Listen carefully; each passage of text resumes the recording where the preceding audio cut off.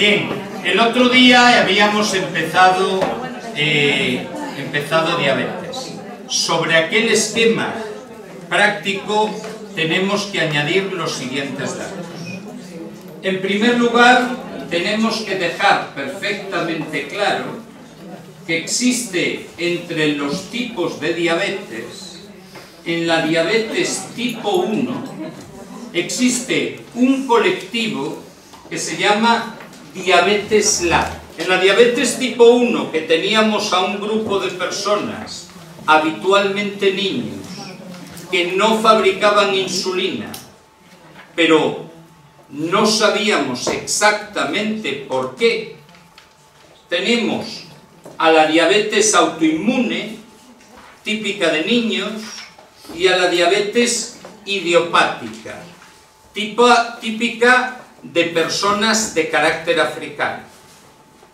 La diabetes autoinmune eran niños que tenían enfermedades autoinmunes frecuentemente y que debutaban de golpe.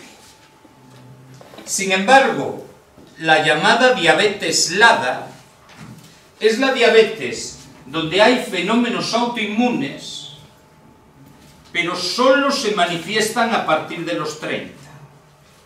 Y durante los primeros años tienen un curso muy benigno. ¿Entendido? Esa es la diabetes LADA. La diabetes autoinmune latente.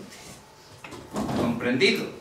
Se suele llamar diabetes 1,5. ¿Vale? Segundo detalle. La diabetes gestacional tenemos que dejar de llamarla diabetes tipo 3.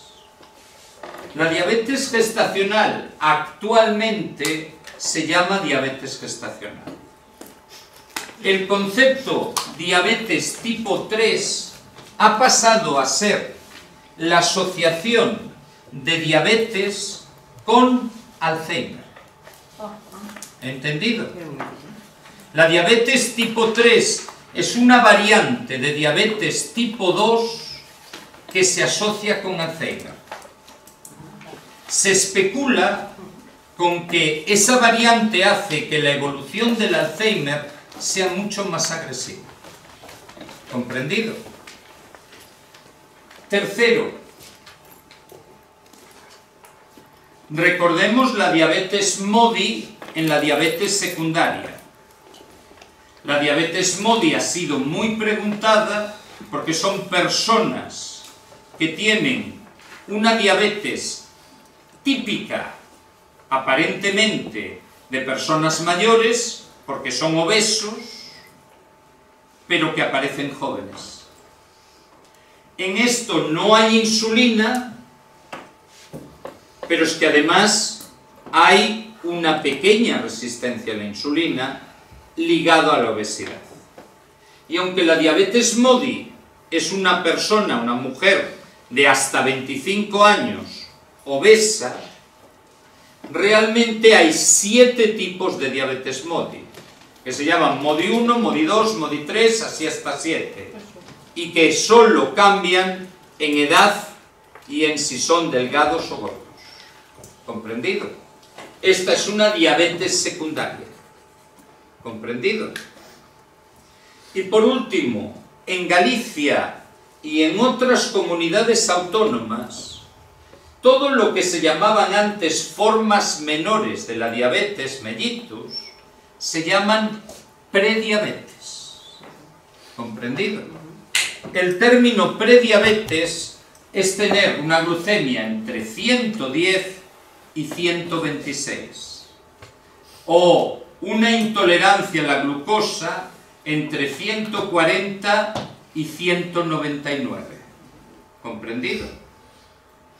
Por último, no olvidéis la hemoglobina glicoxilada, que es el agente mejor predictor de los daños cardíacos.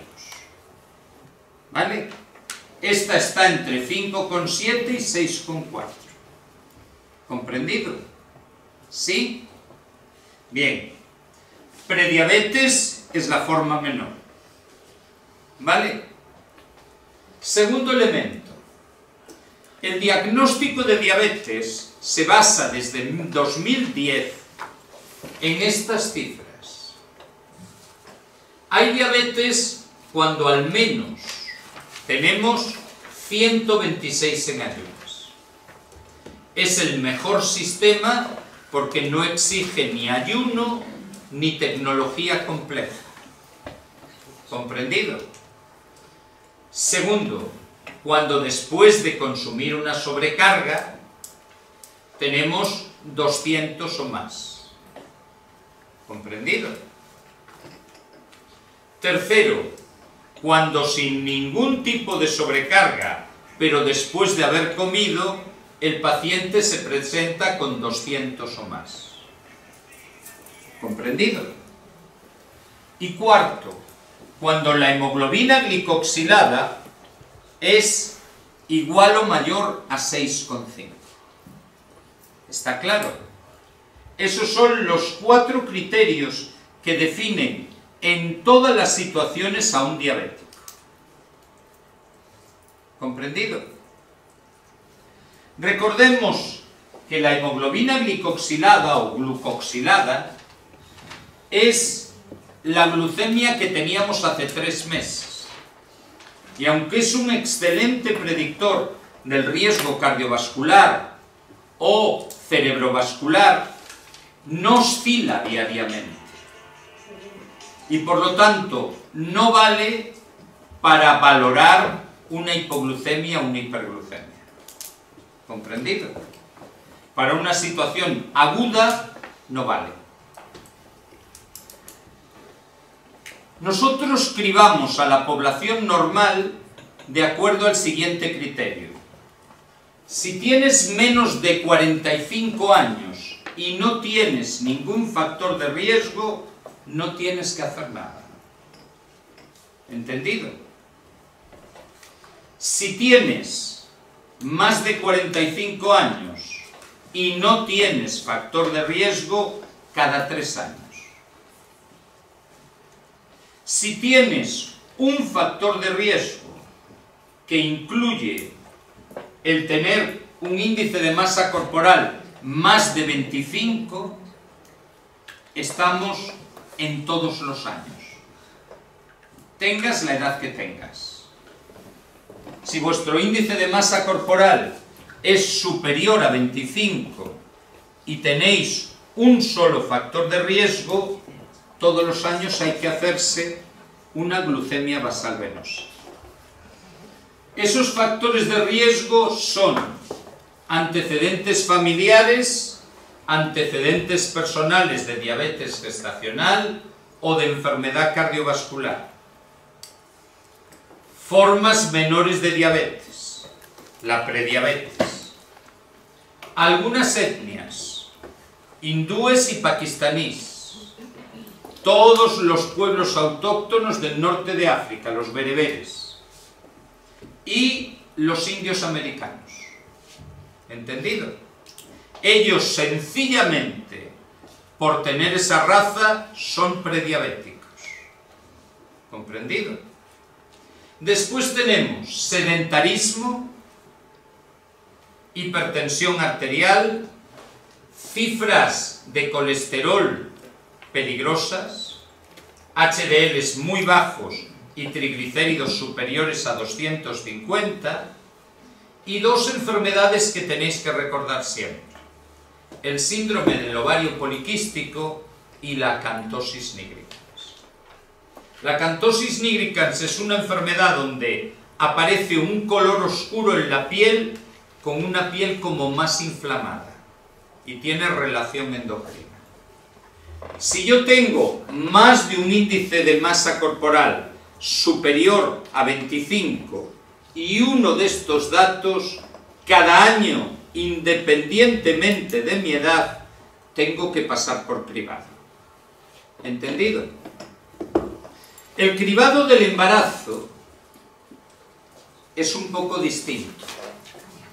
El cribado del embarazo es, si no tengo factores de riesgo, solo paso cribado entre las semanas 24 y 28, con el test de O'Sullivan. ¿Comprendido? Pero si tengo factor de riesgo, paso el primer día de consulta, paso cribado. Y lo repetiré en la semana 24 a 28 y lo repetiré en la semana 32-36. Simplemente con un factor de riesgo. Esos factores de riesgo en el embarazo son parecidos.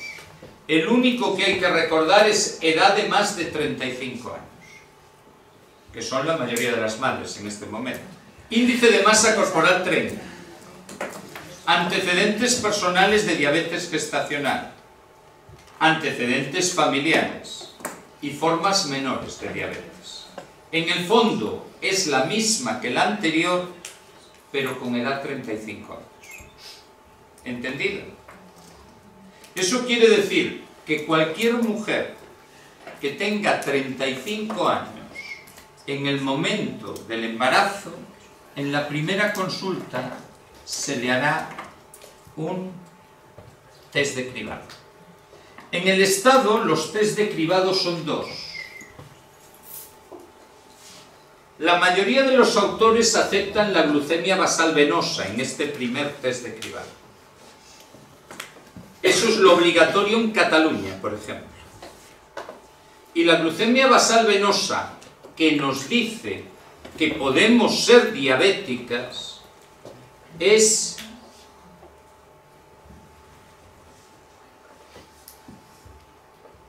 ...92. Toda glucemia igual o superior a 92 es considerada la primera semana de gestación como exigencia de control con un test de sobrecarga. ¿Entendido? ¿Está claro? Bien, segundo dato.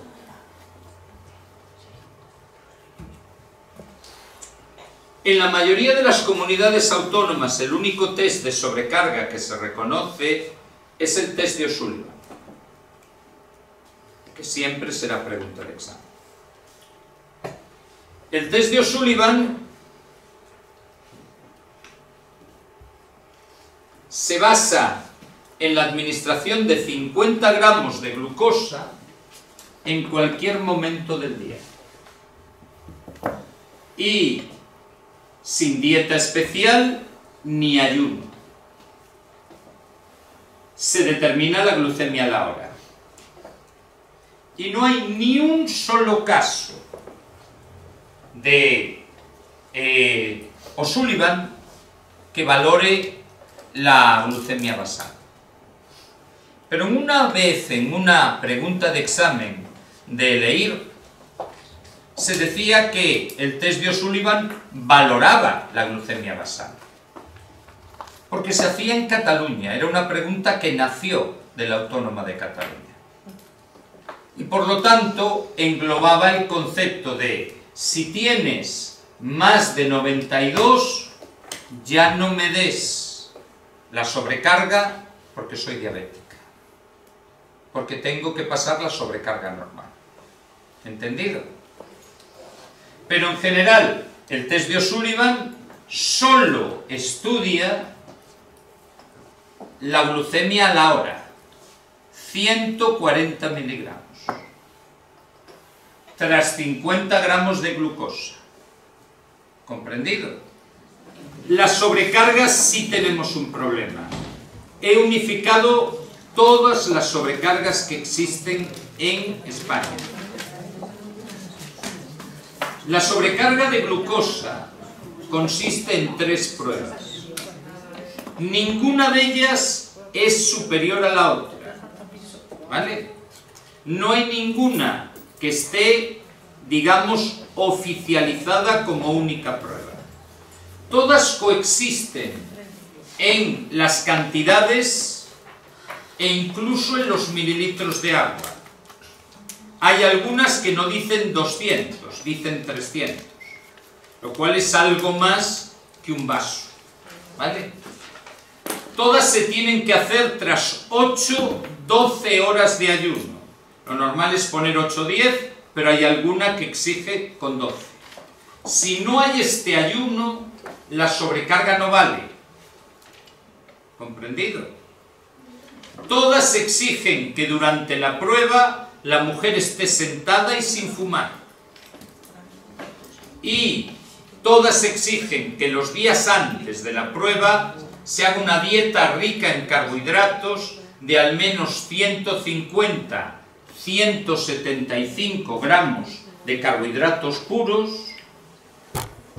con un nivel habitual de ejercicio. ¿Comprendido?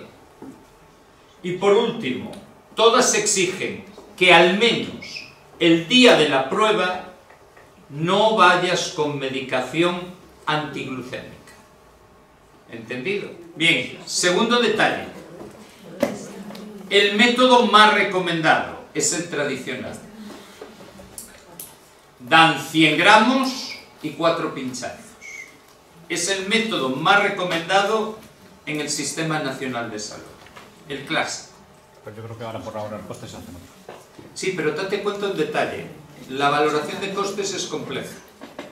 Alguien se ha dado cuenta que aquí ahorran 2 euros, pero sencillamente al tener que instaurar un tratamiento y pasarla a embarazos de alto riesgo, lo que ahorran en costes lo gastan de forma sobrada. ¿Vale? De estos 4 datos, 105, 190, 165, 145, tiene que haber 2 alterados.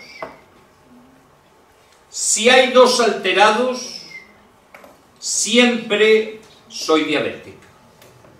Si hay 1 alterado, 3 y 4 semanas más tarde se repetirá la prueba. ¿Entendido? ¿Está claro? Segundo, se impone una recomendación americana. La recomendación es 75 gramos y solo 3 pinchazos. Pinchazo 95, que es bajo de cojones. ¿Entendido? Pero todo el que esté por encima de 92 ya no hace la prueba, porque ya es diabética. ¿Entendido? 180 la hora y 155 a las 2 horas. Un solo dato elevado, eres diabética gestacional. Por supuesto, con esta estrategia salen más diabéticos.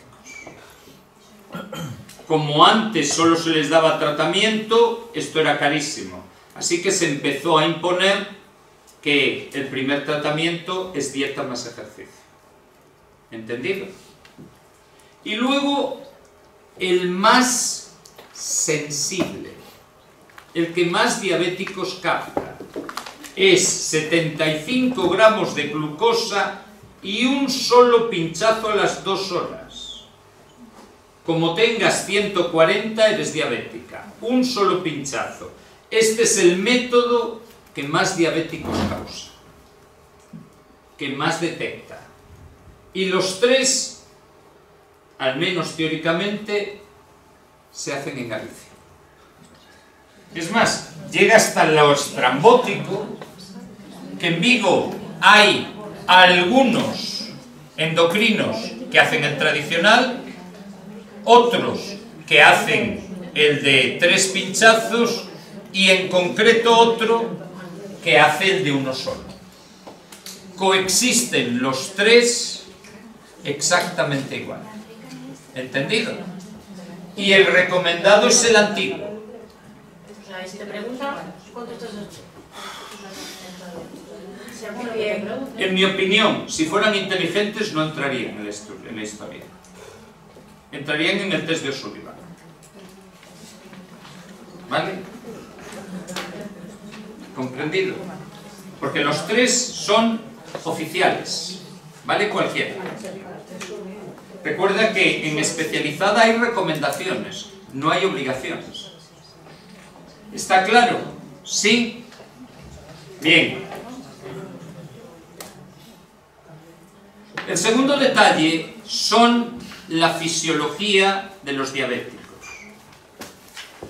Normalmente, cuando una persona tiene una hiperglucemia, la osmolaridad de su sangre es mayor y esto se traduce en una deshidratación celular, que agrava además la situación porque provoca una sobrediuresis. En segundo lugar, como no hay glucosa, tenemos que recurrir a la grasa. Y la grasa se libera de los depósitos de grasa como acetil-CoA, como cuerpo cetónico. Ese cuerpo cetónico genera acidosis. Tercero, al mover la grasa se dispara el colesterol. Y el resultado es que todos los diabéticos o todos los que tengan una hemoglobina glicoxilada por encima de 5,7 tienen más cardiopatía isquémica, más ACVAs y más arteriopatía. ¿Entendido? Eso es lo que llamamos macroangiopatía, porque lo que se dañan son las grandes arterias. ¿Entendido? Sin embargo, la presencia de proteínas anormales por glicación o de metabolitos anormales nos lleva a la lesión que se llama microangiopatía, que afecta sobre todo, pero no de forma exclusiva, a la retinopatía, a la nefropatía y a la neuropatía. Esas son las tres lesiones secundarias a la microangiopatía, al depósito de proteínas anormales y de siloles en la membrana de vénulas, capilares y arteriolas, que es lo que se daña en la microangiopatía. Esas son las complicaciones crónicas y esas son conceptos de examen. El primero de ellos es tener claro que para que una complicación crónica dé síntomas tiene que haberse producido durante muchos años. Se calcula un mínimo de 15 años, pero hay plazos a toda velocidad. Hay situaciones que se producen a una velocidad superior a lo normal. La retinopatía es la primera de las complicaciones que deriva de la microangiopatía y es la primera causa de ceguera en menores de 60 años, no en mayores de 60. En mayores de 60 la primera causa de ceguera es lo que se llama maculopatía, degeneración macular senil. ¿Entendido? Que no tiene nada que ver con la diabetes. Aquí tenemos áreas de la retina que se quedan sin sangre y por lo tanto crecen nuevos vasos. Y áreas de la retina que tienen exudados, microhemorragias y microaneurismas y que están vertiendo líquido a la retina. En ambos casos hay un riesgo de desprendimiento de retina brutal y en ambos casos el tratamiento tiene que ser antes de los síntomas, porque hasta un estadio 5 o 4 avanzado no se nota nada. Y el tratamiento es láser-terapia. Láser-terapia sobre los vasos que están apareciendo y láser-terapia sobre el tejido que está exudando. ¿Comprendido? Lo tenemos claro. La retinopatía no es solo proliferativa. Esta es no proliferativa. ¿Está claro? ¿Alguien dijo no? Bien. Segundo, la nefropatía. La nefropatía diabética es la primera causa de insuficiencia renal terminal de España. Es la primera causa responsable de diálisis y trasplante. Estamos ante un cuadro donde normalmente las proteínas glicoxiladas se depositan sobre el glomérulo y lo cierran. Y el glomérulo reacciona aumentando el paso de sangre. Al aumentar el paso de sangre se produce la glomerulosclerosis. que se agrava hasta ser mortal cuando aparece también hipertensión. Así que es inicialmente microangiopática y luego la hipertensión lo agrava. Es un problema de síndrome nefrótico que empieza con microproteinuria. Si hay microproteinuria, el proceso se ha iniciado y exige un tratamiento. Un tratamiento que se basa en IECAS. ¿Comprendido? Los IECAS son los primeros medicamentos que pueden garantizar que el paciente pierda mortalidad, porque normalizan en los estadios precoces, normalizan la pérdida de proteínas. Si no se normalizan con IECAS o ARA2 o llegamos después del daño, ya tendremos que utilizar todo el cortejo clínico de la insuficiencia renal.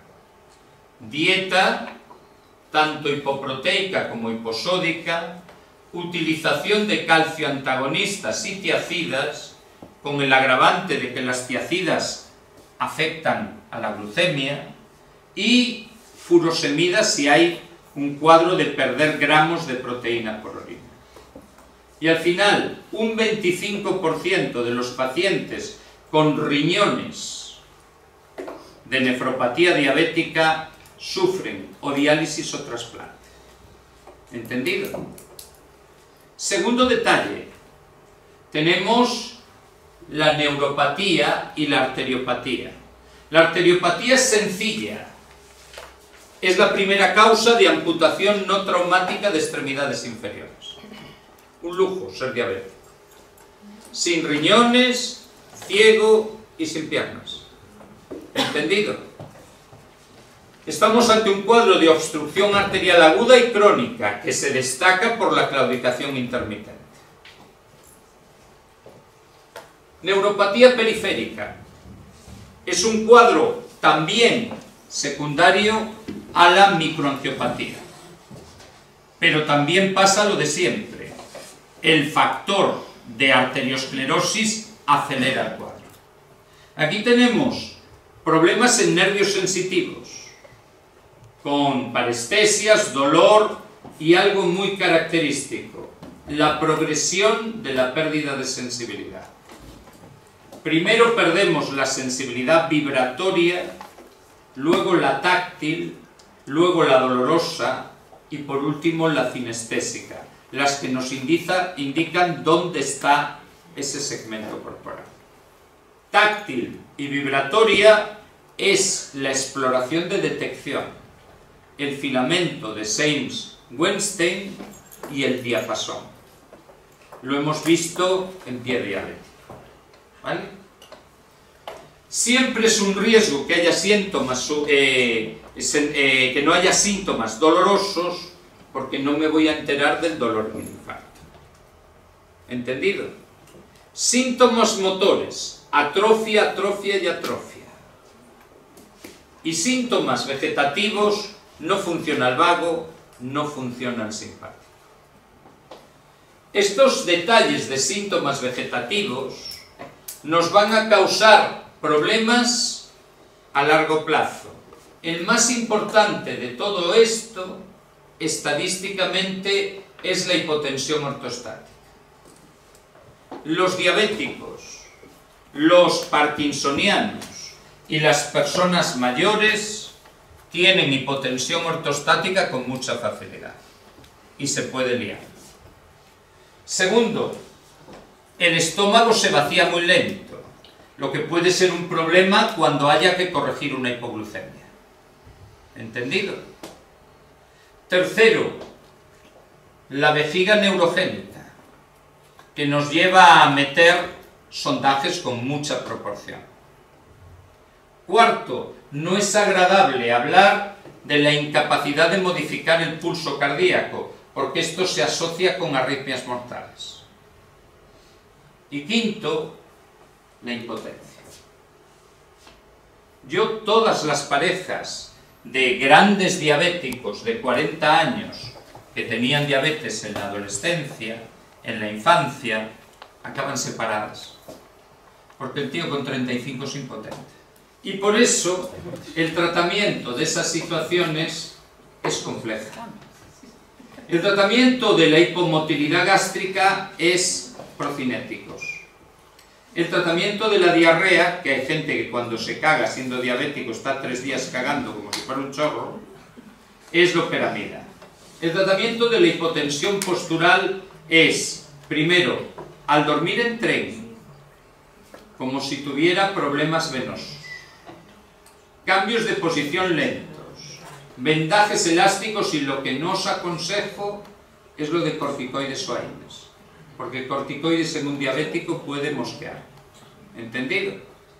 Bien, y luego tenemos el Cabernet pinchado en los cuerpos cavernosos y el Viagra tomado en pastillitas. Pero a mí me gusta, sobre todo hoy se lo dediqué a José, dispositivos de vacío y bandas constrictoras. Es decir, utilizar chupones y luego con una goma anudar la base. Suena muy bonito, ¿vale? Sí, yo dije una brutalidad mayor, pero no la quiero decir ahora que está filmando. ¿Vale? A ver, me parece muy fuerte eso. Yo, la verdad es que no he visto en la práctica cómo funciona un dispositivo de vacío en un pene, pero me tiene una pinta horrible, ¿no? Voy a pasar por uno, a ver. ¿Qué? Voy a pasar por uno, a ver si Sí, se vale. Y luego hay prótesis intracavernosas. Hay, no es coña, hay una que se apretaba abriendo y cerrando las piernas y que era un chiste. Bombeaba cosas hacia una prótesis desde... Era muy bonito viendo al tío haciendo así y bombeando. Tienen una llave detrás de los testículos. Bien, esto es la impotencia sexual, que es un factor de primer orden. Esto genera mucho estrés en una persona joven. A ver, es muy duro, ¿eh? Que sí, que sí. Sí, bien. Después tenemos la vejiga neurogénica, que se trata como cualquier vejiga neurogénica.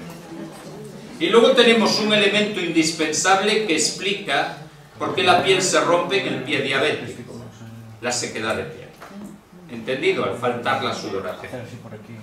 Estos son las complicaciones neuropáticas. Los 3 cuadros clínicos más típicos de la neuropatía periférica son la polineuropatía, la mononeuropatía y la mononeuropatía múltiple. La mononeuropatía es en la cara. ¿Entendido? Después tenemos el más importante: la enfermedad cardiovascular, la enfermedad cerebrovascular. Es la primera causa de muerte. 3 de cada 4 diabéticos de larga duración mueren por infarto o por ACPA. ¿Entendido? Es tan importante que es un elemento capital. Y la pregunta de examen es que su marcador es la microproteinuria. Cuando hay microproteinuria, tus arterias se van a dañar. ¿Entendido? Estas son las complicaciones crónicas. En las complicaciones agudas, que fue lo que vimos el otro día, solo vamos a variar un concepto. Un concepto un poquillo peligroso. Estamos hablando, para el dolor por supuesto, anticomiciales, antidepresivos y antidepresivos diferentes. Como no habéis recibido la clase, que será este sábado, bien, los antidepresivos que existen en el mercado son de 4 tipos. El primero son los imaos. Los imaos provienen de la enzima monoaminooxidasa, que es la MAO. Esa enzima es el que destruye la adrenalina. El IMAO se utilizaba para destruir a la enzima de la adrenalina y entonces que hubiera más adrenalina en el cuerpo. El problema más grave que tiene el IMAO es cuando comes tiramina, un aminoácido que es el que nos permite producir adrenalina, se te dispara la tensión. Así que teníamos subidas de tensión como locos por tomar imaos. Hoy en la práctica solo se utilizan ante casos especiales y se utiliza un imao para proteger a los parkinsonianos. Ese imao se llama selegilina, que es un protector cerebral. Estas personas tienen un aumento de adrenalina.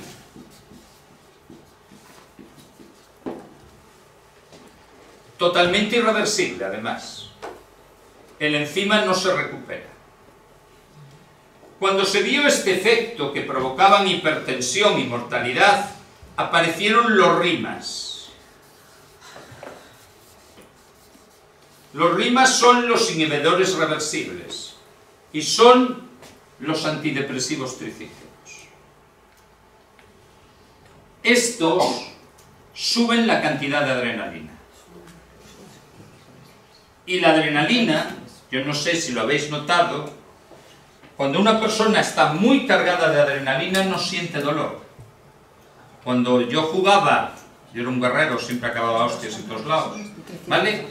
De alguna manera, lo que más me llamaba la atención es que te pegaban y no notabas nada. Te pegaban una patada y seguías andando, ¿no?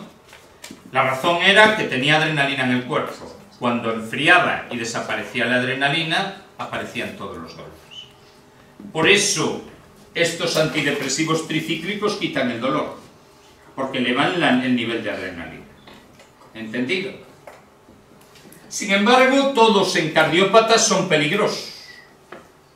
Así que aparecieron otros antidepresivos mejores, que llamamos inhibidores selectivos de recaptación de serotonina. Yo les llamo Israeles.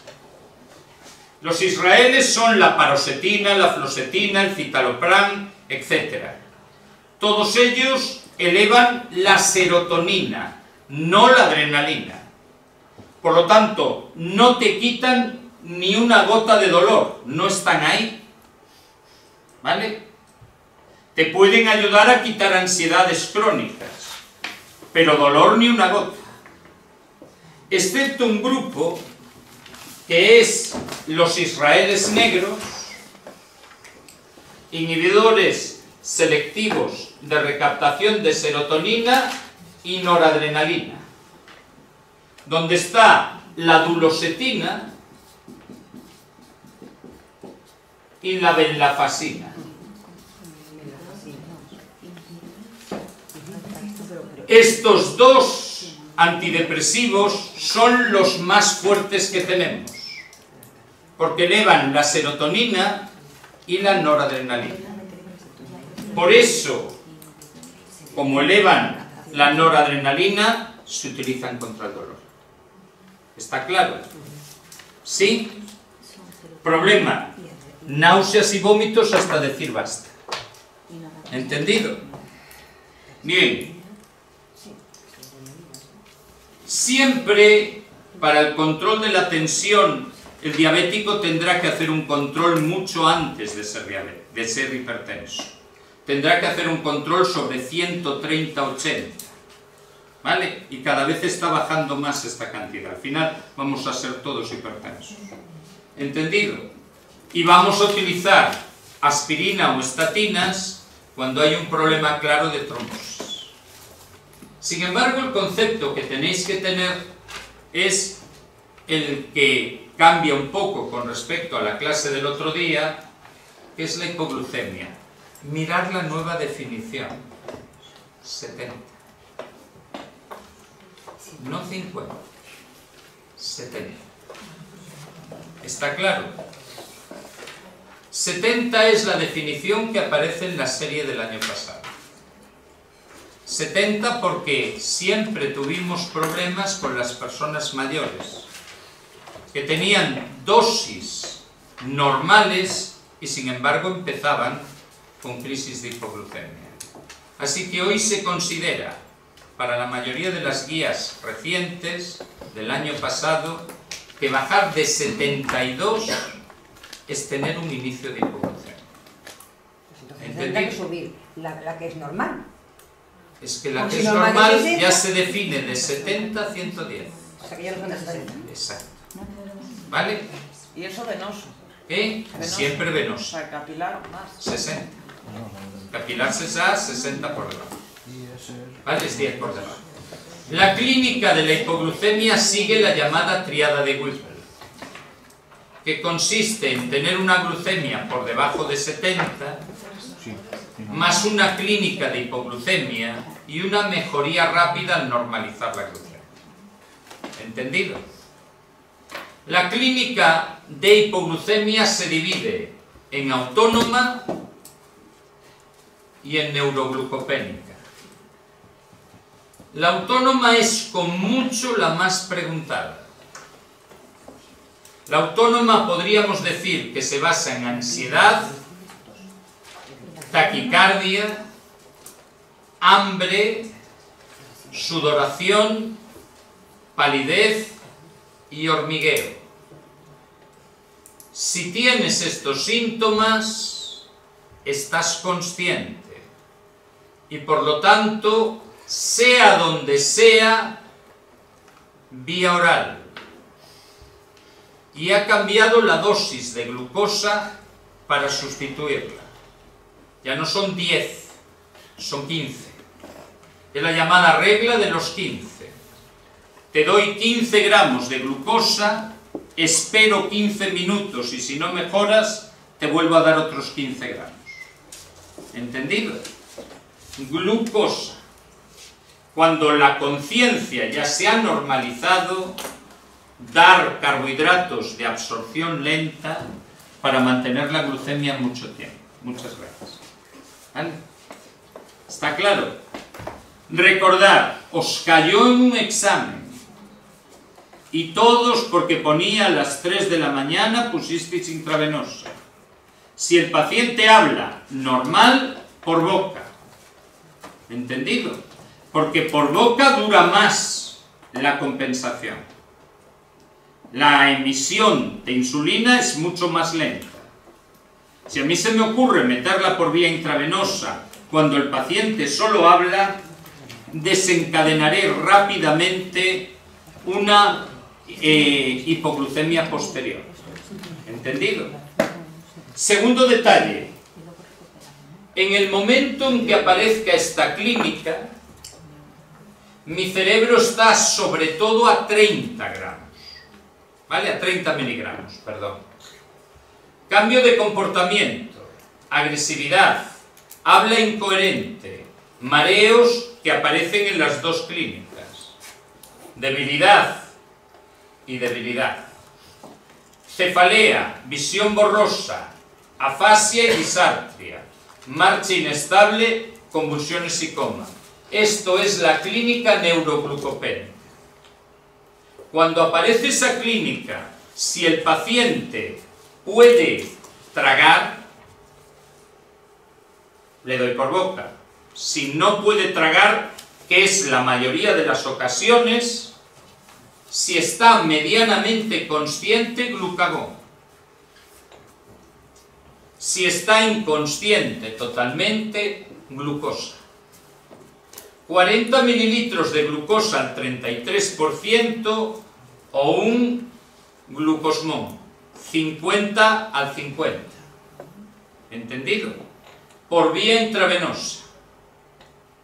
¿Comprendido?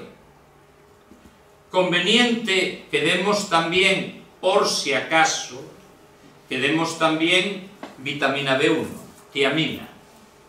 ¿Entendido? El glucagón se puede dar intramuscular, subcutáneo o intravenoso.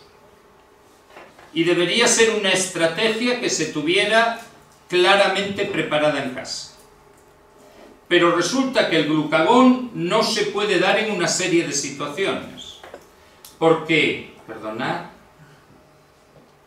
aquí tenemos las causas. El glucagón no funciona cuando se debe a exceso de hipoglucemiantes orales, ni tampoco al consumo de alcohol. En esas situaciones dar glucagón es suicida, porque no funciona. ¿Entendido? Repito, siempre ante esta clínica, glucosa intravenosa o glucagón. ¿Entendido?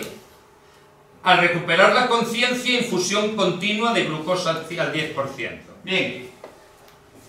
Es conveniente que tengáis claro que si se producen hipoglucemias reiterativas en un periodo corto de tiempo, hay que bajar el objetivo de tratamiento, porque nos estamos pasando.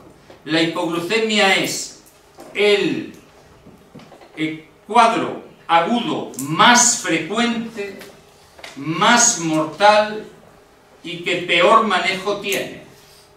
¿Entendido? Por lo tanto, es una pregunta estrella del temario. ¿Entendido?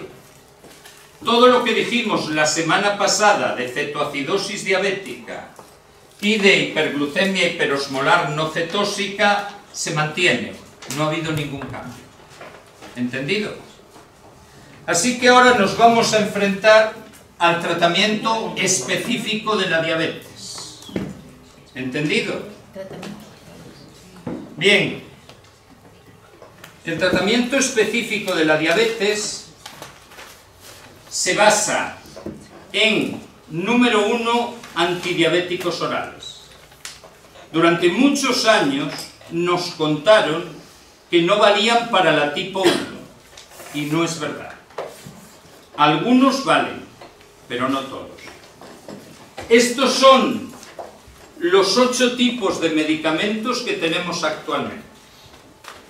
3 de ellos son clásicos, por lo tanto se llevan la palma en preguntas de exámenes. ¿Comprendidos? Los primeros, los de arriba, son los que consideramos como hipoglucémicos, hipoglucemiantes. Los 4 producen hipoglucemia. ¿Vale? Y se lleva la palma, estadísticamente, las sulfonilureas. ¿Entendido? Esta es una medicación que agarra al páncreas y le exprime hasta la última gota. ¿Comprendido? Pero desgraciadamente tiene un problema porque hace engordar. Todas las medicaciones que impliquen el aporte de insulina aumentan la obesidad, porque la insulina es una hormona lipofílica. El que tiene niveles altos de insulina tiene más grasa. Así se cree que funcionan las bebidas light.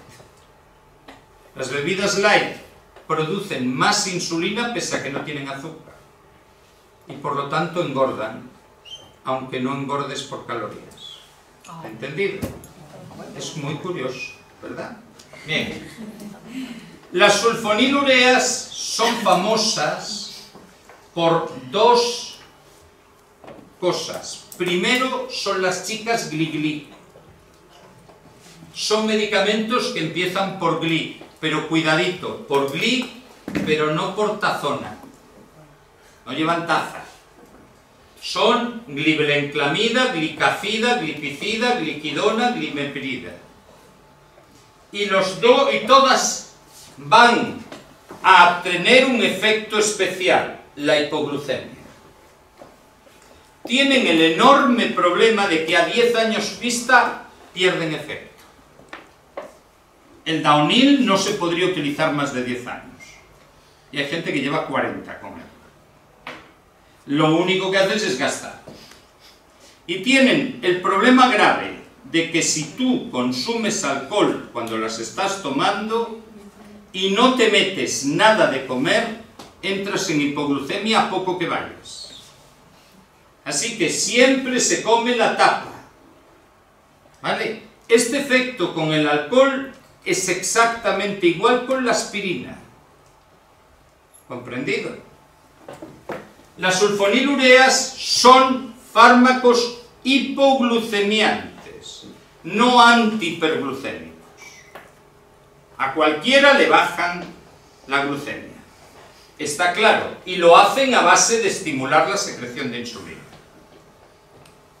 El segundo grupo de esto son las glinidas.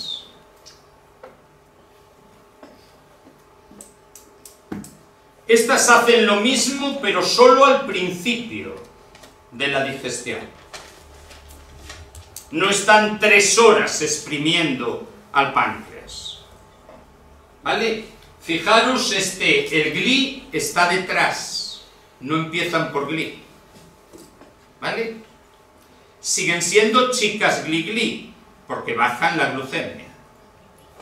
El tercero son los análogos del péptido glucagón, los GLPs. El GLP tiene una dudosa pregunta de examen. Es el único que se inyecta, que no es oral, es subcutáneo.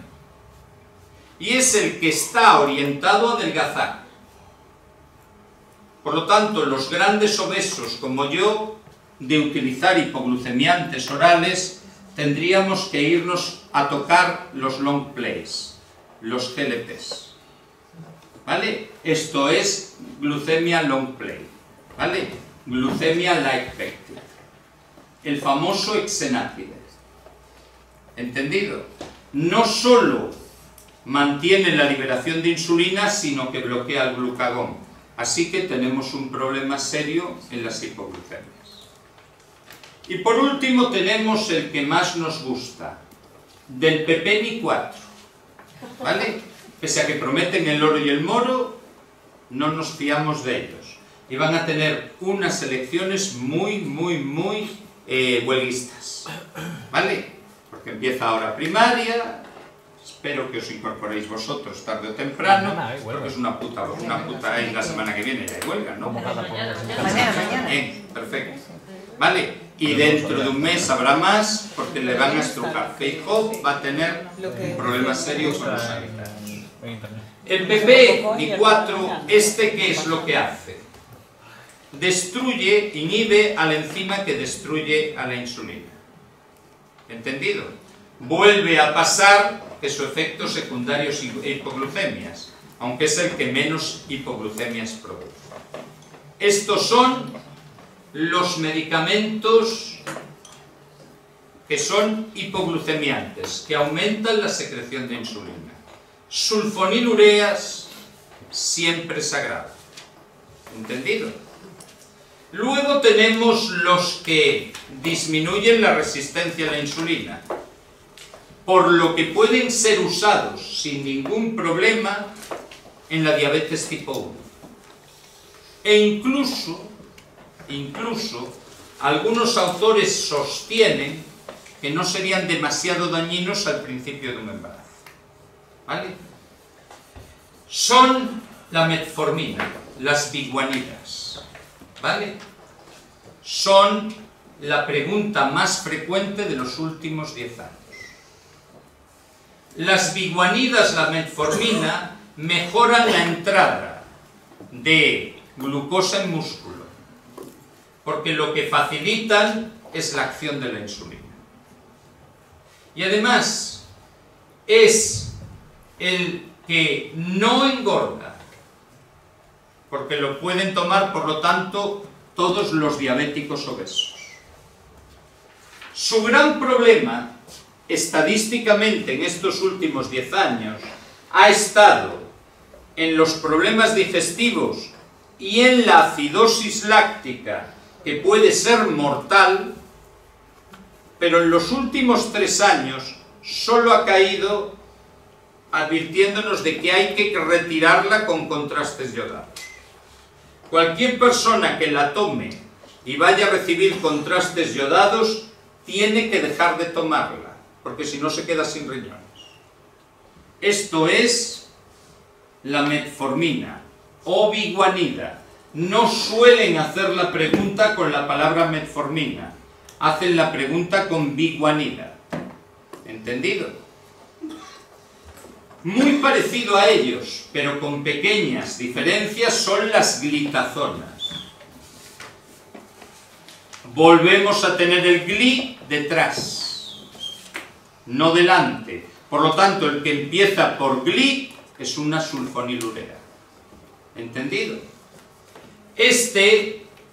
Tenemos que recordar que hace lo mismo permitiendo la captación de glucosa en músculo y en grasa. ¿Vale? Y se utiliza para reducir la metformina y no tener los mismos efectos secundarios. El último de los grandes son los que disminuyen la absorción de glucosa. Los inhibidores de la alfa-glucoxidasa. Los inhibidores de la alfa-glucoxidasa son la acarbosa. Esto es como una especie de fibra. Retarda la absorción digestiva de glucosa. Retardan siempre la absorción de glucosa. Y tienen un problema, que como tengas una hipoglucemia, no puedes dar azúcar, no puedes dar jugo o leche, no puedes dar Coca-Cola, porque no funciona. ¿Vale? ¿Está claro? Siempre hay que recordar que con acarbosa solo se puede dar glucosa. ¿Está claro? No te va a funcionar. ¿Está claro? Esta se puede dar en embarazo perfectamente. Eso sí, a cambio vas a tener un do, re, mi, fa, sol por vía rectal. ¿Está claro? La mayor esperanza proviene de medicaciones que todavía se están desarrollando, que se basan en permitir que el paciente mee más glucosa. Esto será el futuro. ¿Vale? Esto hará que cuando el paciente mea, se elimine la glucosa. ¿Está claro? Los hipoglucemiantes orales son muy importantes y en general tenemos que tener la idea de que el grupo de arriba no se debe utilizar en embarazo. Pero indudablemente la pregunta de hoy de diabetes se llama insulina. La insulina es sagrada. Este cuadro hay que mamárselo. Este cuadro tiene en primer lugar dos tipos de insulinas rápidas. La ultrarrápida y la rápida. Una proviene de seres humanos, otra proviene de cerdos. ¿Comprendido? La pregunta más frecuente es que esta insulina, fijaros sus nombres, sí puede meterse por vía intravenosa. Nunca meteremos por vía venosa una que ya te dice no por vía venosa y otra que te dice Georgina no mete las cosas por vía venosa. Estas dos siempre hay que conocerlas porque nunca aparecerá la palabra insulina con ellas. Aparecerá el término glargina o detemir. Y son las insulinas más lentas. Duran 24 horas. Después hay que recordar que la mayoría de las insulinas se mezclan. El primer número, 30 por ejemplo, 70, 30 se refiere a la insulina rápida. Y 70 a la insulina intermedia o lenta. Se suele dar el 60% de la dosis por la mañana y el 40% por la tarde, pero hay pautas de todos los gustos. La pregunta más importante de este cuadro está aquí. Esta es la fila de máxima acción. ¿Entendido? La fila de inicio de efectos. Empezamos por 15 minutos y vamos doblando. 30 minutos, 1 hora, 2 horas. No hay problema. Luego, el 1 se pone aquí. Y el 5 se pone aquí. ¿Entendido? ¿Vale? El doble de 1 es 2. Y aquí ponemos 2, 4 y cubrimos expediente. Las insulinas rápidas tienen un efecto más intenso entre la segunda y la cuarta hora. ¿Entendido? Esa es una pregunta importantísima. Si doblamos esa segunda y cuarta hora, nos darán el efecto de la intermedia. De 4 a 8 horas es el perfil más preguntado, aunque esto venga en la página del asunto. ¿Entendido? Es la forma más clara de asociarlas. 2, 4, 4, 8. ¿Entendido? Y luego, 8 será primero 8, el efecto cuánto dura, 5, 8 y ahora 18. ¿Vale? Pero en duración de efecto el más importante es un día entero con Georgina y Detemir. Georgina y Detemir no tienen una zona donde hacen más efecto. Hacen un efecto continuo durante un día. ¿Está claro? Luego tendremos los problemas de la rotación de zonas. Bien, ¿te importaría decirme qué efecto se produce cuando inyectamos de forma repetida en la misma zona?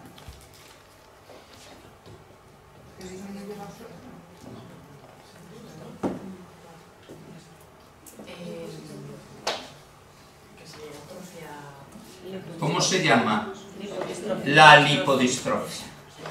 Se produce un acúmulo de grasa o una disminución de la grasa de la zona. Se produce un hueco o se produce una hipertrofia. ¿Entendido?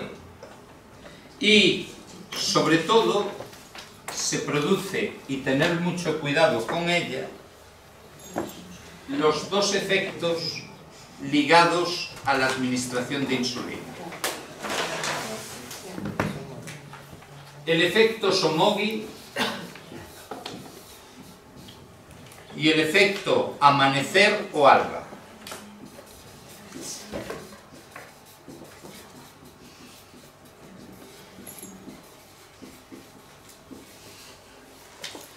En el efecto Somogyi tenemos a una persona que de noche, aproximadamente a las 3 de la mañana, va a bajar su glucemia y se va a activar la hormona del crecimiento y la adrenalina si no está tomando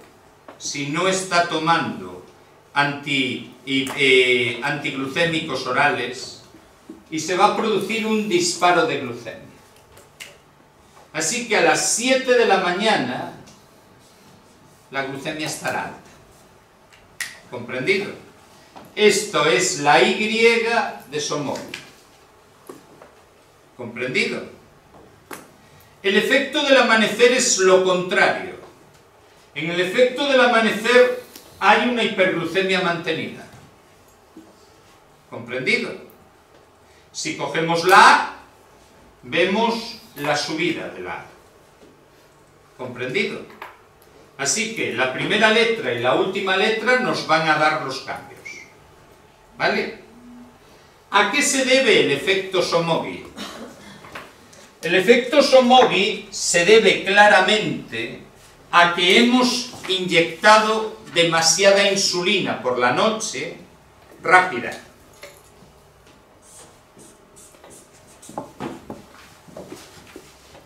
O que hemos inyectado demasiada insulina por la mañana lenta.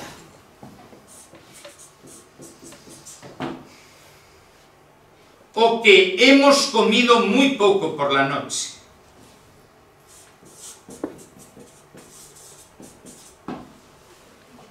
Y la pregunta de examen es hacer todo lo contrario. Para corregir el efecto Somogyi hay que pincharse menos insulina. Ojito con la duración del efecto. Si nos dicen disminuir la insulina rápida del desayuno, decimos no. En el desayuno la insulina rápida no llega a la noche. Tiene que ser insulina rápida de la noche. La lenta tiene que ser la del día. ¿Comprendido? Así que para eliminar un somogi tenemos que tener menos insulina rápida de noche o menos insulina lenta de mañana. O comer más. Una de las dos. ¿Comprendido? Y para hacer el efecto del amanecer es el contrario. Aquí hemos dado demasiada poca insulina rápida o demasiada poca insulina lenta, o hemos comido demasiado.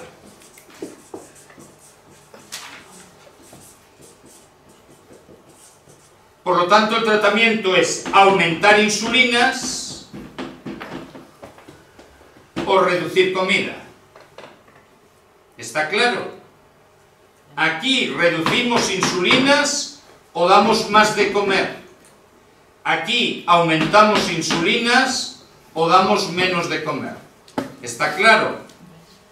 Por favor, eso es sagrado. ¿Entendido? Y eso es mi resumen de diabetes. ¿Vale? Diabetes es demasiado importante, por lo tanto tendréis un test. ¿Vale? Preveeros un mogollón de preguntas. ¿Está claro? Fácilmente se irán con diabetes hacia 7. Solo de diabetes. ¿Entendido? Segundo detalle. Endocrino no es solo diabetes. ¿Vale? Endocrino parte del hecho natural de que tenemos una serie de glándulas en nuestro cuerpo que como mínimo nos tiene que sonar algo. Empezamos con la adenohipófisis. Sabemos que el órgano que controla la hipófisis es el hipotálamo. Lo puede controlar a través de hormonas de ciclo corto que se llaman HR, Factores Releasing Hormones, y la hipófisis tiene dos partes. La parte de delante se llama adenohipófisis y no quiero que os estudiéis esto. La ICSH no existe para vosotros. Tenemos 3 hormonas que no hemos visto nunca: la de crecimiento o somatotrofina, cuidado con las iniciales, que podemos liarnos con alguna del aparato digestivo, la TSH y la ACTH. Estas dos hormonas no tienen clínica propia. Cuando la TSH está disparada, lo que va a provocar es un cuadro de hipertiroidismo. Y cuando la TSH está disminuida, lo que va a provocar es un cuadro de hipotiroidismo. Suponiendo que funcione correctamente el tiroides. ¿Entendido? Esto es como... No. Si la TSH está alta, habrá hiper. Espera. Habrá hiper. Y si la TSH está baja, habrá hipo. Si el tiroides funciona bien. ¿Está claro? Bien. Esto es como tener un jefe que es exigente. Si el jefe es exigente, el trabajador trabaja más. Si el jefe es un vago, el trabajador trabajará menos. Esto es suponiendo que el tiroides esté bien. Cuando estudiamos el tiroides, lo primero que tendremos que hacer es valorar de la siguiente manera. Si la T3 y la T4, tiroxina y triiodotironina, están elevadas, La causa puede ser un exceso de TSH y entonces este cuadro es el hipertiroidismo secundario, porque la razón es que está elevado la función estimulante de tiroides. El problema está en la hipófisis. ¿Entendido? El problema está arriba. No está en el tiroides. La TSH alta con una T3-4 alta es problema de tiroides. Si en cambio T3 y T4 están altos y la TSH está baja, esto es un problema de tiroides. Aquí el problema está en tiroides, aquí el problema está en hipófisis. Hipertiroidismo primario. ¿Qué? Esto sería el hipertiroidismo primario. ¿Entendido? Los valores a la inversa serían los hipotiroidismos. Si estuviera baja la T3 y estuviera baja la TSH, sería un hipotiroidismo secundario. Problema de hipófisis. Si estuviera baja la T3 y la TSH estuviera alta, sería un hipotiroidismo primario. El problema estaría en la tiroides. ¿Lo hemos entendido? ¿No? A ti te mandan algo, no lo haces, ¿te mandarán más veces o menos veces? Pues eso es lo que pasa. Si tú no cumples tu función, lo normal es que tu jefe te lo reclame. Si tú cumples tu función de sobra, tu jefe no te lo reclama. El jefe es la TSH. Si tú, en cambio, el jefe te está exigiendo que trabajes más, tú de forma natural trabajarás más. Pero es culpa de que el jefe te lo exige. Así que, si va en el mismo sentido la TSH que la T3-T4, es automáticamente un problema de arriba.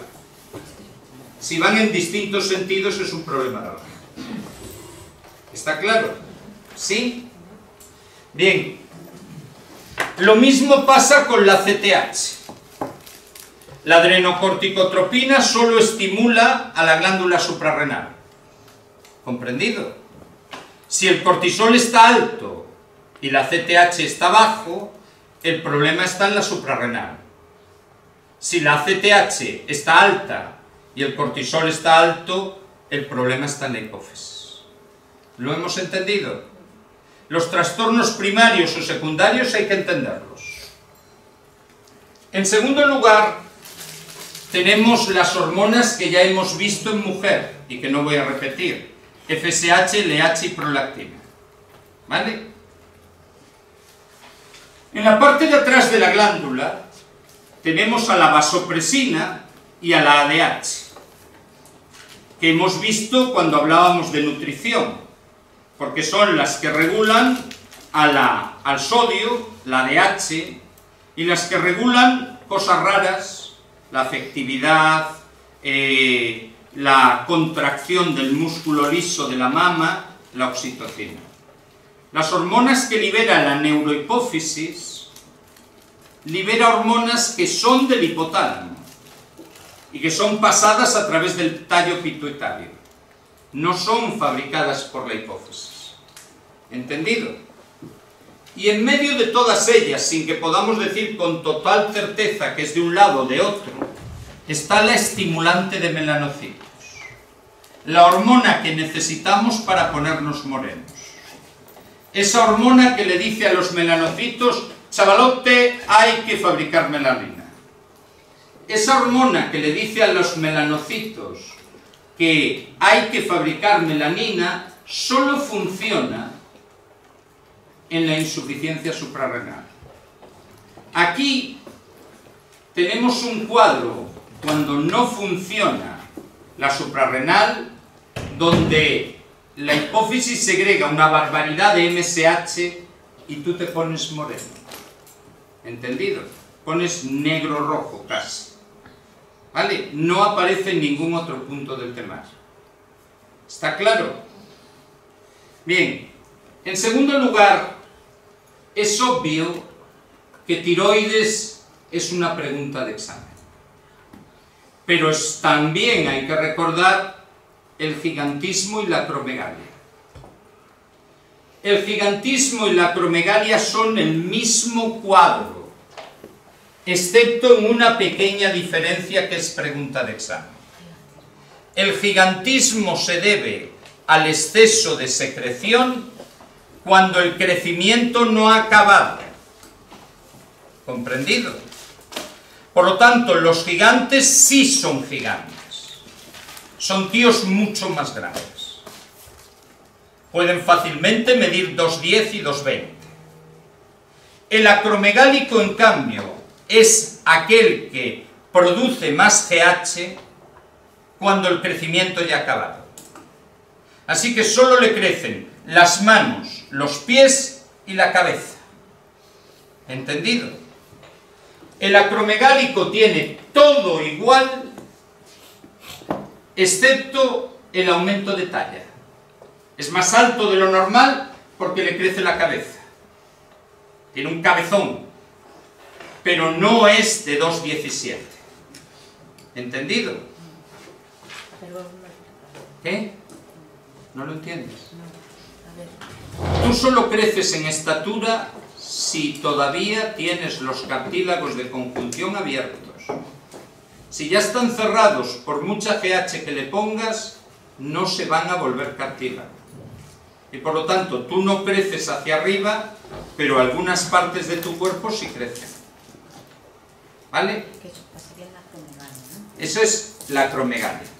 Acromegalia significa crecen partes sacras. ¿Vale? Bien.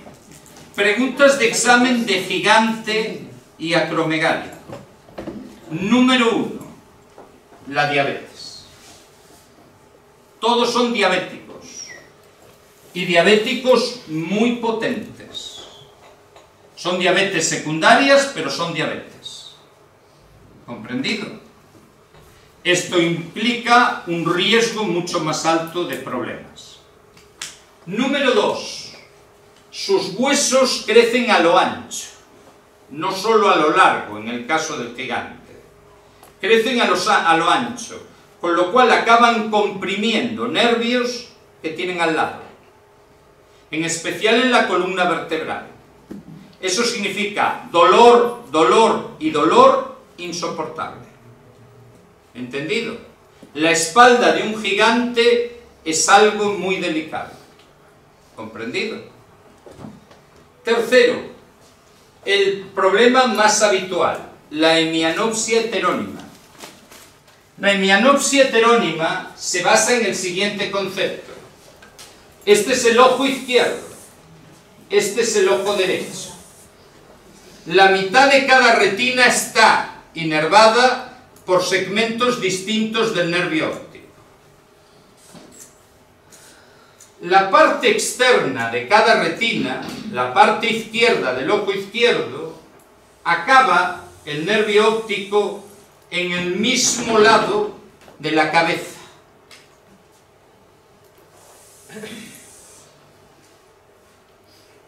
Y miran hacia el centro.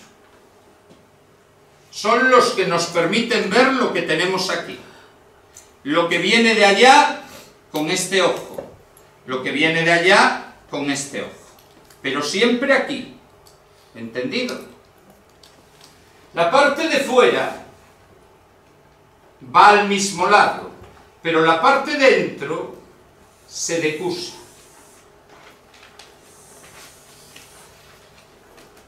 Por lo tanto, la parte derecha del ojo izquierdo acaba en el lóbulo derecho.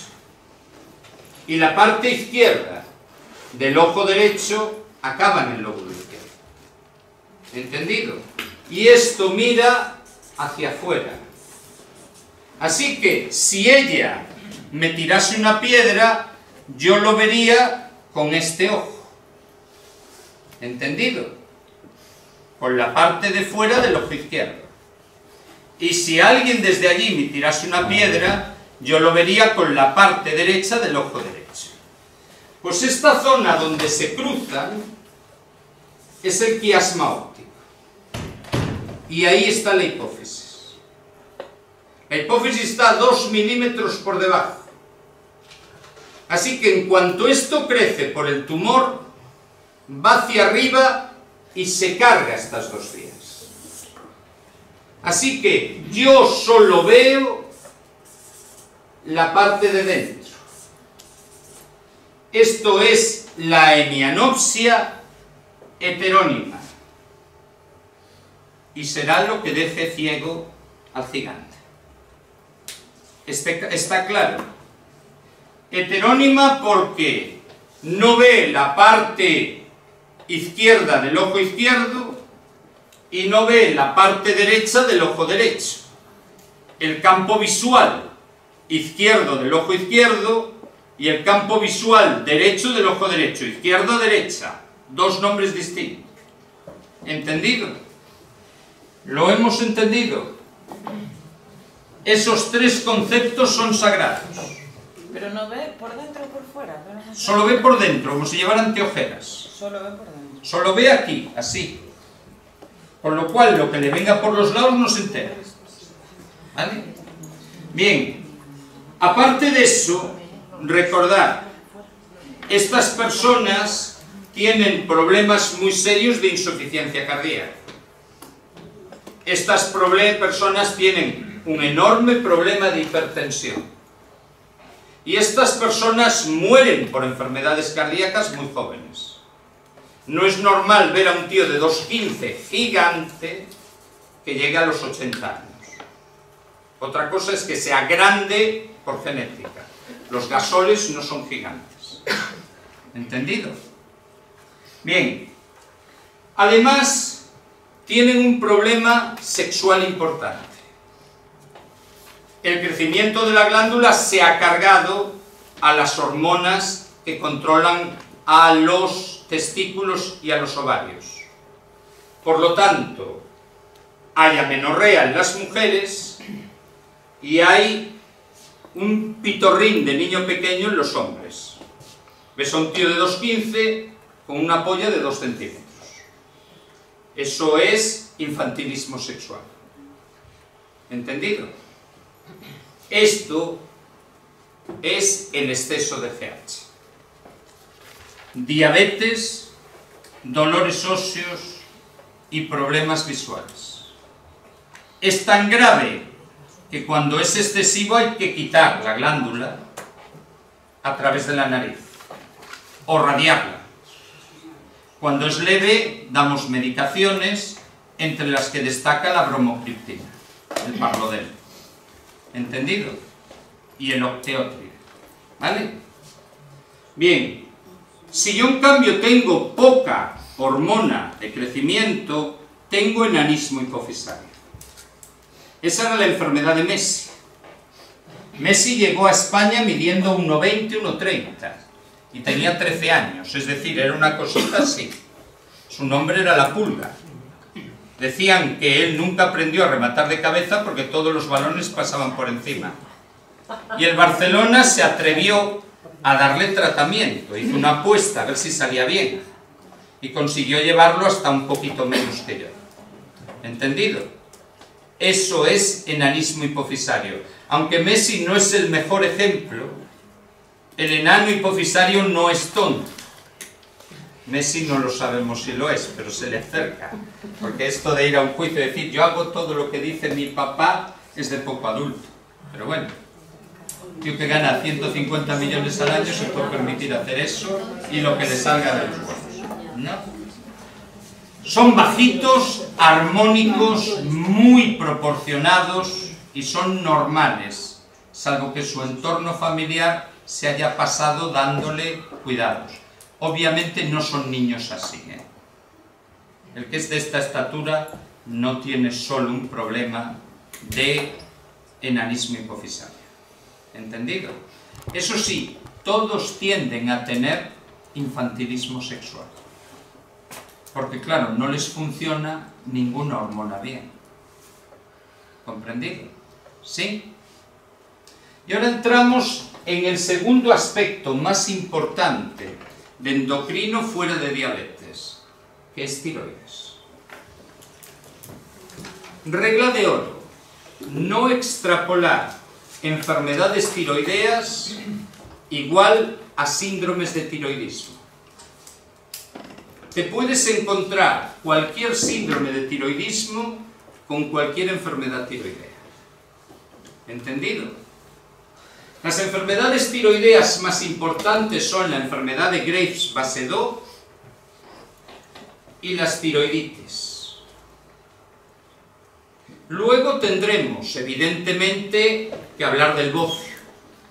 Y tendremos, evidentemente, que hablar de procesos donde este bocio es en realidad un nódulo canceroso. ¿Vale?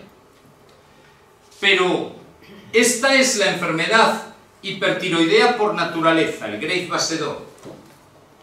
Pero cuando la tratan, acaba siendo hipotiroidea. Y la tiroiditis, sobre todo la tiroiditis de Hashimoto, esta siempre empieza con hipertiroidismo brutal y al final, 2 semanas o 3 semanas más tarde, es un hipotiroideo total. Así que no hagamos coincidir hipertiroidismo e hipotiroidismo con enfermedades tiroideas porque sí. ¿Entendido? La mayor parte de las veces las preguntas se refieren a la secreción de hormonas. Y la secreción de hormonas se puede ver afectada sin que haya enfermedad tiroidea. ¿Entendido? Sencillamente en función del yodo que tenemos. ¿Comprendido? Hipotiroidismo. Primer concepto. Tenemos un problema serio con el control del frío. A cualquier hipotiroideo lo llevas de excursión a la nieve, se te pierde una noche y palma. Porque no son capaces de producir energía. Y palma por el llamado coma mixematoso, que es no me queda tiroides ni para encender un cigarrillo. Mixematoso. La intolerancia al frío es pregunta de examen. En segundo lugar, siempre es pregunta de examen su aumento de peso. Son personas que coman poco, están como focas. Tercero, el estreñimiento es monstruoso. Estos cuando cagan dan las horas. Se oye plon, plon, plon, porque están estreñidos hasta decir basta. Su intestino va lentísimo.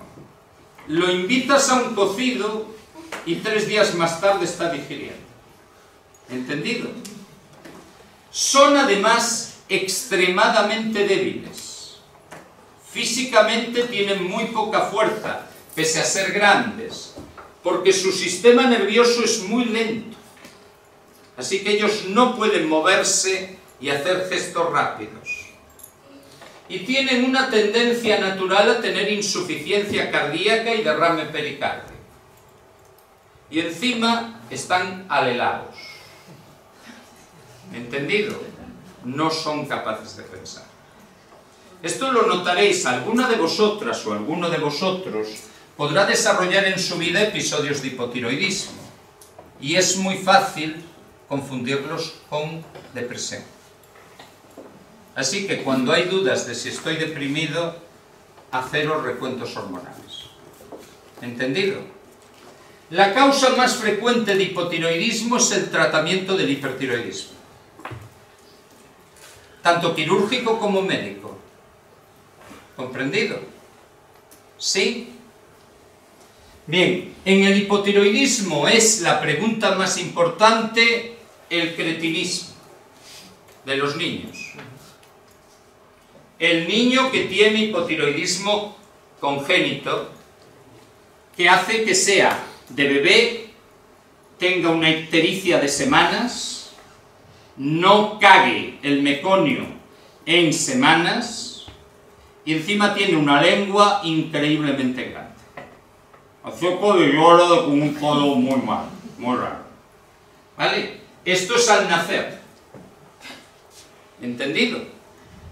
Pero un poquito más mayor es un enano retrasado mental y retrasado físico. Y con una cara de chino que recuerda al chino del Lai Sampo. ¿Entendido? Porque tiene enanismo tiroideo. ¿Comprendido? El de Juego de Tronos.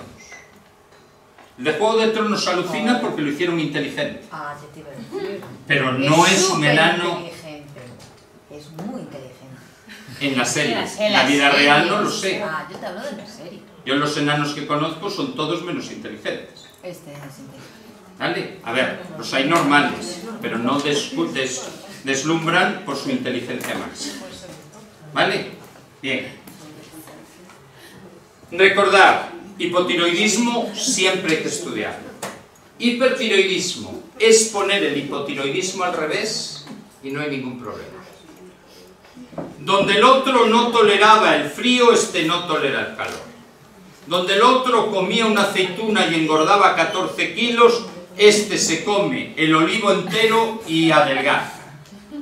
Donde el otro estaba seco, la piel agrietada y con un color raro, este tiene la piel roja, suda que te da asco, le tocas la mano y tienes que hacer así, ¿no? Así que aprendes a darle el codo, ¿entendido? Está nervioso, es agresivo, enseguida la monta.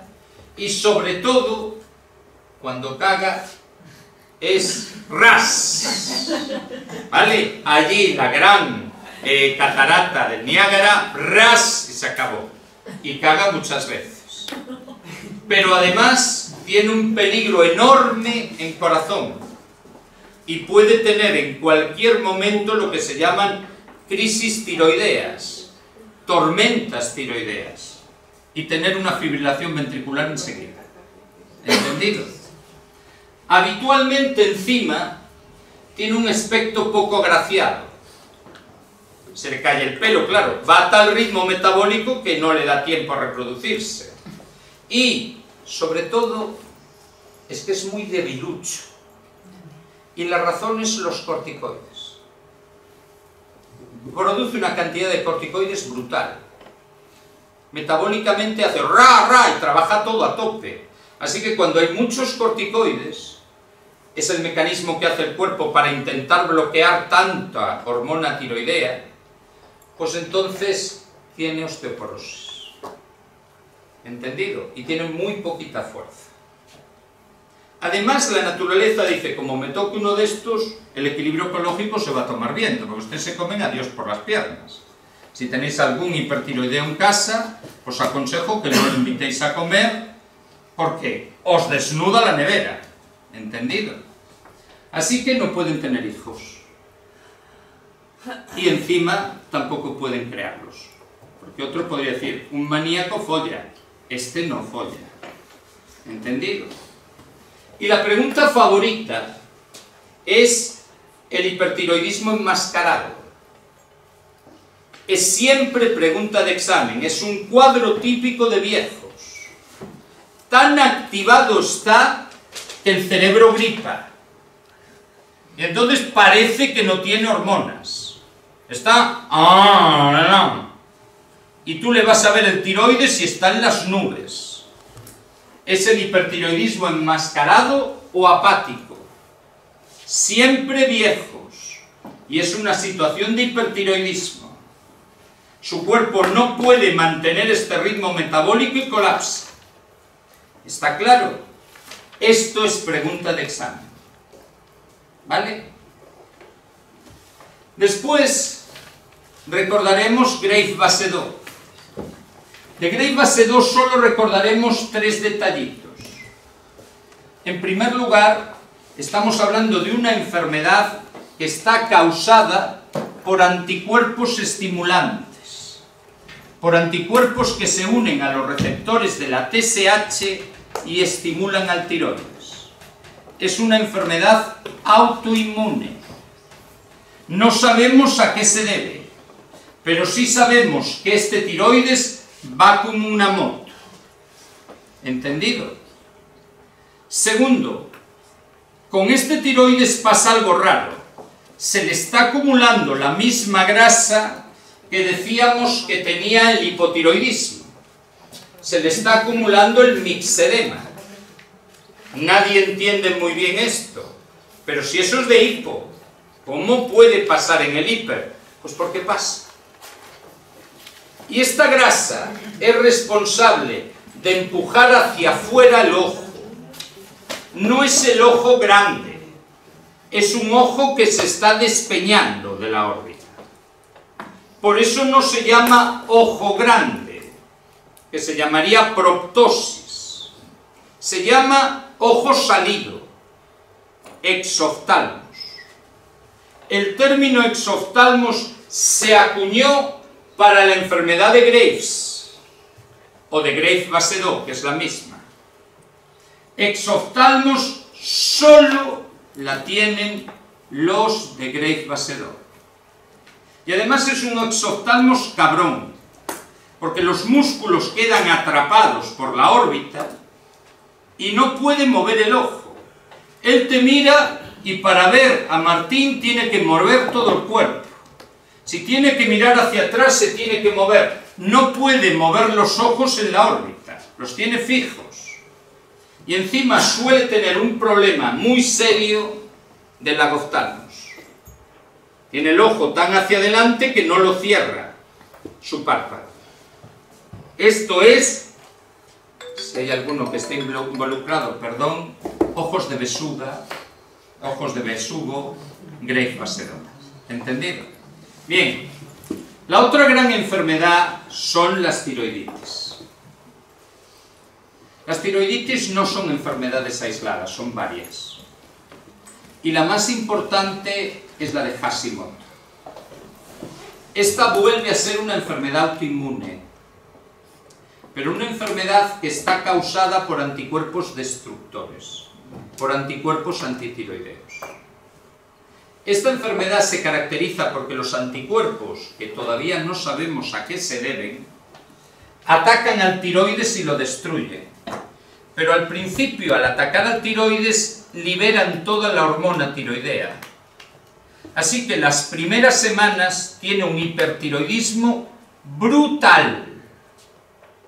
Eso es lo que se llama haxitoxicosis, que viene de Hashimoto. Pero la primera vez que lo oye la mayoría de la gente dice intoxicación por hashish. ¿Entendido? Y se quedan tan anchos. Esto aparece porque se está liberando toda la reserva de hormona tiroidea que tiene ese tiroides. 2 semanas o 3 días más tarde, lo que hay es un hipotiroidismo brutal que no se curará. Solo podrá necesitar hormona tiroidea. ¿Entendido? El resto de conceptos de las tiroiditis es más o menos igual. La mayoría de las tiroiditis cursan con hipertiroidismo y luego hipotiroidismo, pero no tan acusado. Y llama la atención la de Kerben, porque esta tiene un dato que es diferente a todos los demás. El bocio, que aparece en todas, duele. Tocas en la inflamación del cuello y el de Kerben duele. ¿Entendido? Y se relaciona con una infección respiratoria superior.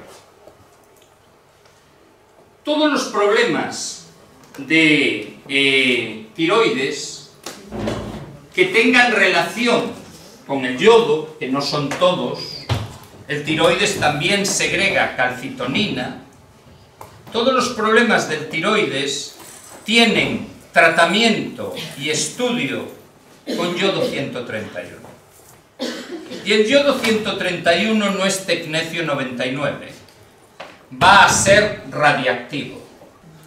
Por lo tanto, fijaros que el cuidado que más se repite es que se acabó mear de pie. Los hombres tienen que sentarse para orinar, para no dejar el baño lleno de radiactividad. Pero llama la atención, hay que tirar 2 o 3 veces de la cadena para que no queden restos en el baño y no se irradie nadie. Esta teoría de mear varias veces y luego tirar de la cadena para el equilibrio ecológico aquí no se puede tener. Pero llama la atención detallitos. Cocinar para otros. Coger sus utensilios. Ni de coña. Está en la saliva. Segundo, ir en un coche o ir en un avión. Ni de coña. Durante unos días no. Pero fijaros, acercarse a una embarazada, 2 días, pero a un niño pequeño 23. Es una brutalidad. Y la mayoría de las veces, todas estas advertencias no se hacen. ¿Entendido? Repito que acercarse a un niño es a dormir, no a tocarlo. ¿Vale? Deberían las parejas dormir en habitaciones separadas. Y por favor, que la separación tenga claro que la radiación atraviesa paredes. Porque hay gente que se separa y va a la habitación de al lado y duerme en la pared que está pegado en la cama. La atraviesa. Si no es de hormigón, la atraviesa. ¿Entendido? Esto es un problema. ¿Vale? Después, obviamente, llegamos a Cushing.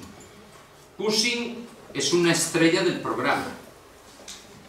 Estudiarse diabetes, 7 preguntas.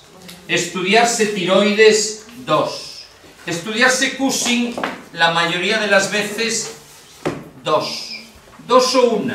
Y esos 2 son siempre la jiba de búfalo, los depósitos de grasa que tienen el cuello, que se llaman jiba de búfalo, pero nunca aparecen en el examen jiba o joroba de búfalo, porque la primera vez que aparecieron alguien mandó una carta diciendo que estábamos insultando a los de Cushing, que a veces nos pasamos. Si se llama así, ¿qué le vamos a hacer? ¿Vale? Que le digan que cambien el tema. Y desde entonces en ningún examen ponen jiba de búfalo, ponen depósitos de grasa en la parte posterior del cuello. Por ahora nadie ha reclamado la Asociación de Astronautas que le cambien el nombre a cara de la luna llena. Nadie lo ha hecho. Esta pobre chica, hay que reconocer que tiene una cara muy redonda. Se debe a que en las mejillas tenemos una bolsa de grasa que se llama bolsa de Bichat, que hace que incluso gente delgada tenga mofletones. ¿Vale? Pues esta los tiene elaborados hasta la 7ª dinastía. ¿Entendido? Que además os va a ayudar a identificar el tercer problema. A esta chica le crece un poco el pelo. ¿Vale? Hombre, no está mal. Eso es algo bastante traumático. El hirsutismo no se acepta bien. Gracias a Dios ahora hay buenos sistemas de depilación. ¿Vale? Pero hirsuta no es solo el ovario poliquístico. Es también la enfermedad de Cushing y enfermedades endocrinas. Estos niños que parecen el hombre lobo chinos, tienen pelo por todos lados, tienen en realidad un problema de glándula suprarrenal. El síndrome de Cushing se caracteriza precisamente por jiba de joroba de búfalo, facies de luna llena, hirsutismo y, lo más importante, diabetes brutal, pero brutal, una hipertensión de caballo, un nivel de sodio altísimo, un nivel de potasio en el suelo, por eso no tienen ni media hostia, tienen debilidad total, y un problema serio de pérdida de calcio, que hace que su hueso sea muy blando y rompa al mínimo. Y encima, cálculos renales. Por último, son esquizofrénicos. El exceso de corticoides lo convierte en un enfermo psicótico. ¿Está claro? ¿Sí? Eso es el síndrome de Cushing. ¿Vale? Aquí cambiamos la tortilla y nos vamos a la enfermedad, bueno, y estrías de caballo. Estas estrías, por desgracia, son de embarazo. ¿Vale? Pero no había ninguna foto de estrías de espalda, que es donde más llama la atención. Las estrías de los Cushing son brutales de fuertes. ¿Vale? Y vamos al síndrome de Addison, enfermedad de Addison, que hoy se prefiere llamar clínica de la insuficiencia suprarrenal. Este es un cuadro que está dominada por la hipoglucemia y la hipotensión. Este está dominado por esa tinción de la piel que llamamos activación de la MSH, de la estimulante de melanocitos. Y esta, en general, tiene una hiponatremia y una hiperpotasemia. Pero el único dato importante es la hipotensión ortostática y no ortostática. ¿Entendido? Y la falta total de fuerza. De la misma manera que el otro tenía hirsutismo, a este se le cae el pelo. Está depilado. Es decir, te llama la atención que no tiene vello en casi ningún lugar. ¿Vale? Y es muy poco preguntado. En cambio, es muy preguntado la crisis addisoniana. La crisis addisoniana es una emergencia. Se debe a la falta total de hormona cortisol. Y es un cuadro que es exactamente el mismo que un shock séptico. Tenemos fiebre elevada, pérdida de líquidos, un estado de deterioro renal y hepático que nos lleva a una acidosis metabólica. Y la pregunta favorita es ¿qué suele causar una crisis addisoniana? Y la mayoría de las veces es abandonar el tratamiento de corticoides de golpe. Hay gente tan mal formada que no se le advierte que dejar un tratamiento de 120 miligramos de prednisona, como lo dejes de golpe, en 2 días estás en la UCI con el corazón parado. Siempre hay que ir dejándolo poco a poco. ¿Vale? Porque cuando tomamos desde hace mucho tiempo prednisona, nuestro cuerpo deja de producirla. Y cuando suspendemos el tratamiento exógeno, no tiene prednisona en unos días. Y bastan un par de días para entrar en una UCI. Nunca se deja el tratamiento de prednisona de golpe, absolutamente nunca. ¿Entendido? Por último, la aldosterona, pues vamos a tener un cuadro que cursa con hipertensión, con onda U y sorprendentemente sin edemas. Y se acabó. Eso es endocrino.